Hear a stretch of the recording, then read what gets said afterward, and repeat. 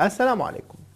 مشكلة الشر في العالم هي واحدة من أهم الأسباب الوجودية، أي المتعلقة بوجود الإنسان، التي تؤدي إلى الإلحاد. معناها ببساطة العالم بشع جدا، مليء بالشر، مليء بالمعاناة، على نحو يستحيل معه بالنسبة للبعض الإيمان بوجود إله مطلق الخير، مطلق القدرة، مطلق العلم. بالنسبة لهم الأمر كما يلي: لو كان ثمة إله خالق فيجب أن يكون مطلق القدرة، مطلق العلم، مطلق الخير. الإله مطلق الخير لن يرغب بوجود الشر في العالم، وبالتالي لن يخلقه.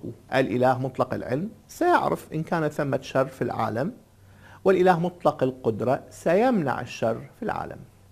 وما دام هناك شر في هذا العالم فهذا برأيهم يتناقض مع هذه الصفات الأساسية للإله، ويقود هذا برأيهم إلى نسف فكرة وجود الإله من أساسها. المشكلة ليست جديدة، وأول نقاشات واضحة لها كانت في عصور مبكرة من المسيحية.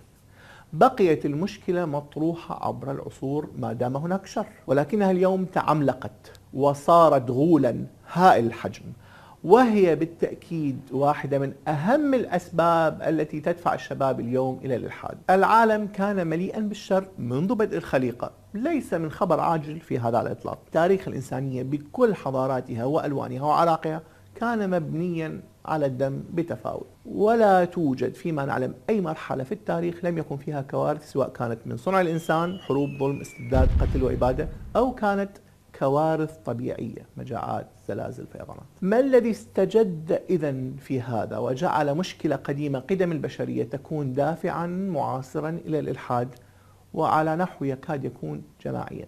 على طول تاريخ البشرية كانت المعاناة الإنسانية تكون محصورة بمن يعانيها فقط، أو بمن يمر بها وبمن حولهم في أوسع الأحوال. الناس تسمع وتقرأ عن الكوارث في أماكن أخرى، لكن أن تسمع غير أن ترى وتعيش. وهكذا كانت مشكلة الشر في كل عصر تخص من يمر بها، أو هي مشكلة فلسفية يبحث فيها المهتمون، سواء كانوا في برج عاجي أو صومعة أو قاعة دراسة. لكن العالم اليوم تغير.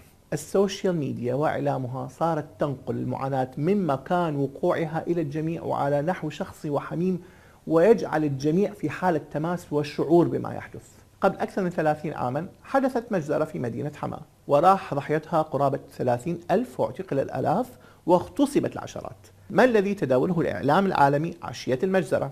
تقريبا لا شيء. ربما بعض الأخبار غير مؤكدة والتقارير الصغيرة عن وجود شيء ما. الاستخبارات العالمية كانت تعرف بالتأكيد، لكن الإعلام كان في واد آخر. لم تتضح الصورة إلا بعد فترة طويلة، بل الصورة لم تتضح قط في الحقيقة، لأنه لم يكن هناك صور كافية عما حدث. كل ما تسرب من صور وقتها كان يزيد عن عدد الأصابع، معظمها لخرائب المدينة وبعضها لأكوام جثث. في المجمل كان ما عرفه العالم وقتها مختصرا: أرقام للضحايا أحيانا قائمة بأسمائهم، وبعض صور لا تحكي إلا جزءا بسيطا جدا من المعاناة. حدث هذا بالتأكيد مع مجزرة حلبشة في شمال العراق بطبيعة الحال. كان هناك توثيق بالصور أكثر، لكن تطلب الأمر أشهرا حتى يعرف به العالم. لم يكن هذا بسبب الطبيعة القمعية لمقترفي المجازر فحسب، بل كان أيضا بسبب طبيعة الإعلام آنذاك، صعوبة انتقال الأخبار والصور، وضرورة وجود مراسلين ومعدات إلى آخره. لكن ثورة المعلومات غيرت كل شيء. صار بإمكان أي شخص يحمل هاتفا ذكيا أن ينقل كل ما يحدث آنيا، ولم يعد يحتاج إلى موافقة وكالة أنباء عالمية للأمر. صرنا نرى البيت وهو يقصف ويتحطم أثناء قصفه وتحطمه، ونرى الطفلة تصرخ بحثا عن والدها المقتول للتو، والطفل الذي فقد ساقيه وهو ينادي والده ليحمله، ونرى الطفل الذي غرق ورمته الأمواج على شاطئ البحر، نراه قبل أن يدفن حتى. بل أننا صرنا نرى المجرمين وهم يصورون تعذيبهم للضحايا ويتلذذون به. صرنا نرى العذاب الذي كنا نسمع به أو نقرأ عنه. كانت الأبجدية وحدها تروي لنا ما يحدث، ونطلق لخيالنا العنان كما لو كنا نتفرج فيلما سينمائيا. اليوم لم يعد الأمر كما لو كنا نرى، صار الأمر يجري أمامنا صوتا وصورة ومعاناة مع بشر حقيقيين نعرف أنهم لا يمثلون. كان لابد أن يكون الأمر عواقبه، ورغم أن هدف أغلب من ساهم في الترويج لتلك الصور كان المساهمة في منع ومحاربة ما يحدث وزيادة الوعي من أجل التغيير، لكن كان ثمة نتيجة أخرى لا يمكن الهرب منها. هذه الصور، هذا الإعلام الجديد وضعنا في تماس مباشر ومكثف ومركز مع مشكلة الشر في هذا العالم.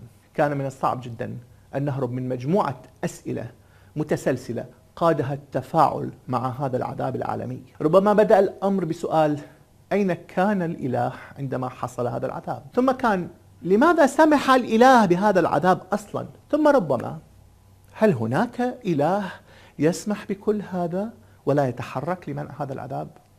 ثم منطقيا جدا وصلنا إلى: هل هناك إله؟ إنها مجموعة من أسئلة الدومينو التي تبدأ من مشكلة قديمة جدا، هي مشكلة الشر في العالم، ونحن ننتبه فقط عندما تسقط قطعة الدومينو الأخيرة، كما لو أن ذلك لم يكن متوقعا ما دامت القطع مرتبة على هذا النحو. ربما المشكلة كلها لم تكن في مشكلة الشر في العالم، بل في ترتيب قطع الدومينو المرتبطة بها. كيف؟ سنرى. فلننتبه هنا. الحديث عن مشكلة الشر في العالم وعلاقتها بوجود الإله أو بالإلحاد لم تظهر إلا مع المسيحية واللاهوت المسيحي، رغم أن الشر في العالم سابق على المسيحية. لم يكن الأمر واضحا مع اليهودية، ولم يكن واضحا مع الإسلام لاحقا. لم يكن لدينا تعبير مرادف لمشكلة الشر في العالم حتى العقود الأخيرة. كانت هناك نقاشات عن صفات الإله مما يمكن أن يرتبط بهذا الأمر بشكل أو بآخر، وكذلك عن الدعاء وموضوع آخر. لكن مشكلة الشر في العالم كموضوع مستقل، كمشكلة في حد ذاتها، لم يكن لها وجود قائم بذاته في اليهودية والإسلام، بل أنها لم تبرز كنقاش فلسفي في اليهودية إلا بعد الهولوكوست في القرن العشرين. ما الذي يقوله لنا هذا؟ لما كان الأمر مهما جدا وواضحا جدا مع اللاهوت المسيحي وليس كذلك مع اليهودية أو مع علم الكلام الإسلامي، رغم وجود الكثير من المشترك بين الأديان الثلاثة؟ السبب في رأيي هو أن رؤية المسيحية للإله تركز على الرحمة والسلام والمحبة، بينما الرؤية في اليهودية تركز على جوانب مختلفة وربما معاكسة. وفي الإسلام وفي النصوص الإسلامية الرؤية تقدم الجانبين على نحو الدعي أنه متوازن بين الرحمة والمحبة وبين ما يعتبره البشر غير ذلك. ثمة أسماء الرحمن الرحيم الغفور الودود، وثمة الجبار المنتقم شديد العقاب. المشكلة هنا برأيي ليست في وجود الشر في العالم بقدر تناقض الصورة المسبقة التي نضعها في أذهاننا عن هذا العالم مع هذا الشر. عندما تكون الصورة وردية شديدة التفاؤل ثم تصدم بوجود الشر في العالم، فإن الشر يكون معضلة، يقود قطع الدومينو إلى التساقط وصولا إلى لا إله. لكن عندما تكون الصورة في ذهنك عن عالم فيه الخير وفيه الشر، فأنك لن تصدم بوجود الشر في العالم. ربما لا يقلل هذا من معاناتك، ولكنك لن تحول معاناتك مع الشر في الخارج إلى أبعاد أخرى خارج صراعك وكفاحك معه. لا أقول هنا أن معضلة الشر مستوردة، لكني أدعي أن قطع الدومينو المرتبطة بالشر في العالم حولته إلى معضلة تقود إلى الإلحاد حسب نظرة معينة، ولا يشترط أن يكون الأمر كذلك في الرؤية الإسلامية. المسألة هي أن النصوص الدينية في الإسلام لا تقول لك أبدا أن رحلتك في العالم هي نزهة في حديقة ناعمة تصطاد فيها الفراشات وتقضي فيها وقتا ممتعا. على العكس من ذلك، النصوص تقول: لقد خلقنا الإنسان في كبد، وتقول أن بعضنا لبعض عدو. العالم ليس مكانا سعيدا على الإطلاق. هل ستقول لماذا خلق الله العالم على هذا النحو إذن؟ ببساطة لأن هذا جزء من الامتحان. جعل هذا العالم مكان أفضل يتطلب التعامل مع بشاعاته وفظاعاته، وهذا هو امتحاننا. وجودنا في هذه الأرض مرتبط بهدف، ويتضمن أن نختبر، أن نمتحن. ودون وجود الشر في العالم لا يكون هناك امتحان. لا يمكن أن يكون هناك اختبار دون صعوبات. يمكنك أن تقول أي شيء عن صعوبة الأسئلة في هذا الامتحان، لكن لا يمكنك أبدا أن تقول إن الممتحن غير موجود فقط لأن الأسئلة كانت صعبة. لا يمكنك أبدا أن تقول إن الإله غير موجود فقط لأن اختباراته كانت صعبة. في الحقيقة هذا يعني أن صورته في ذهنك خيالية وغير واقعية وغير موجودة. الإله كما تريده وكما تتوهم وجوده ليس موجودا، لكن الإله الخالق وجوده بصورته الكاملة كما عبر هو عن نفسه لا علاقة له بأوهامك عنه.